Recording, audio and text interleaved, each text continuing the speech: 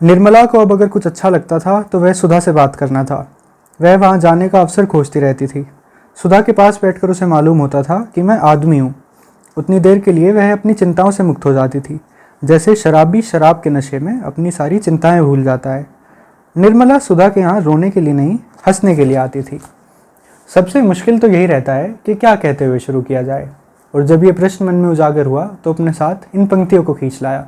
पर आज हम एक किताब की बात क्यों कर रहे हैं? एक किताब है, इसके भीतर कुछ किरदार है। किरदार तो हमारे जीवन में भी हैं, और जब दोनों के बीच समानताएं पैदा होने लग जाए तो समा बन जाता है, पढ़ने में आनंद आने लगता है। विद्वान लोग कहते हैं दोस्तों कि पढ़ना लिखने की खुराक है। जितना अच्छा हम पढ़ते हैं उतना बेहतर लिख पाते हैं। और आज जब मुझे आपसे अपने एक मित्र का परिचय कराना है तो एकदम लल्लन टोप लिखना और भी अनिवार्य हो गया है। नमस्ते, मेरा नाम सार्थक है। आप दी सार्थक शो देख रहे हैं। राजनीति की भाषा का इस्तेमाल करूं तो ये मेरे मन की बात है।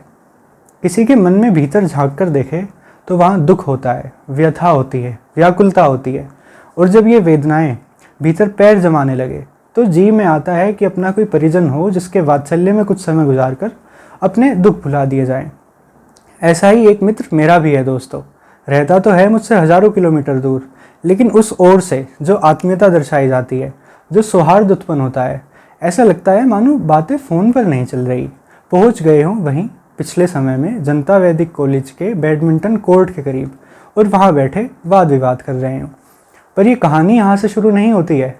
इसके लिए तो पहुँचना पड़ेगा मुजफ्फरनगर की गलियों में, जहाँ एक छोटा लड़का सुबह स्कूल जाता था और शाम के समय अपने मामा के घर मौज मस्ती करने। समय बदलता है, पिन कोड बदलता है, रहने के स्थान बदलते हैं। अब ये लड़का मामा के घर न जाकर दोस्त के घर जाता है, खुद पैदल, और दोस्त को साइकिल पर बिठाकर रेस लगाता है। उस समय का ये सबसे बड़ा सवाल रहता था कि बाजार से घर तक सबसे पहले कौन पहुंचेगा। दौड़ने वाला लड़का जीत जाता है तो प्रतिवाद में उसे सुनने को मिलता है कि तुम जीत भी गए तो क्या हुआ, भीड़ बहुत ज़्यादा थी इसलिए साइकिल रफ्तार नहीं पकड़ पाई। साइकिल को लेकर तो दोस्तों भाग्य कभी अच्छा रहा ही नहीं। एक बार रफ्तार पकड़ी तो एक मोटरसाइकिल से जा भिड़ी और मोटरसाइकिल वाला साइकिल ही उठा कर ले गया। ऐसे न जाने कितने ही किस्से हैं जो हमारी सामूहिक स्मृति में कैद हैं। और आज जब मैं इनकी चर्चा करने लगा हूँ तो फिर से मन में यही सवाल आता है कि कहाँ से शुरू करें आज। शुरू तो रेसलिंग स्टेडियम के सिक्योरिटी गार्ड वाले किस्से से भी कर सकते हैं, जब वो दो लड़कों के पीछे लाठी लेकर भाग गया था कि ये दोनों यहाँ वापस न आने पाएँ।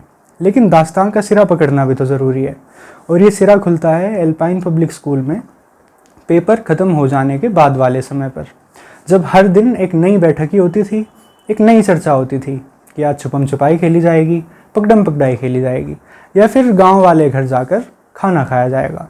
खेलना तो दोस्तों छोटे बच्चों का काम है, बड़े होकर तो रोज़ काम के लिए निकलना पड़ता है।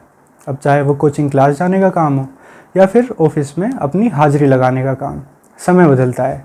एल्पाइन पब्लिक स्कूल से दिल्ली के विद्या मंदिर क्लासेस में पहुंचते हैं और वहां से आईआईटी रुड़की की ओर। और इस यात्रा में बहुत से नए दोस्त बनते हैं, जैसे ट्रेन में साथ बैठकर किताबें पढ़ने वाले दोस्त, लॉकडाउन के समय ऑनलाइन गेम्स में सहायता करने वाले दोस्त, और खासकर हॉस्टल में पढ़ाई के सिवा हर एक काम में सहयोग करने वाले दोस्त। लेकिन इस यात्रा के पीछे खूब सारी मेहनत है, तन्मयता है, और है एक लालसा अपने आप को और कुशाग्र और दक्ष बनाने की। लेकिन अभी तो जीवन शुरू हुआ है, एक नया आयाम मिला है, जीवन देखने का परिप्रेक्ष्य बदल चुका है। सोशल मीडिया पर कम सक्रिय लेकिन बहुत सोशल, अपनों के बीच अनु नाम से विख्यात, जिनके जीवन में गुलाबी सुरमई आभा तब आती है जब रात के 2 बजते हैं, नया साल शुरू हो चुका होता है और दिल्ली को एक फ़ोन लगता है। बहुत बहुत स्वागत है आज के दिसार्थक शो में हमारे मेहमान, अपनों के बहुत अपने, बहुत आत्मीय और मेरे सबसे अच्छे दोस्त अनंत इंसान का। तो कैमरा दिखा दे रहा।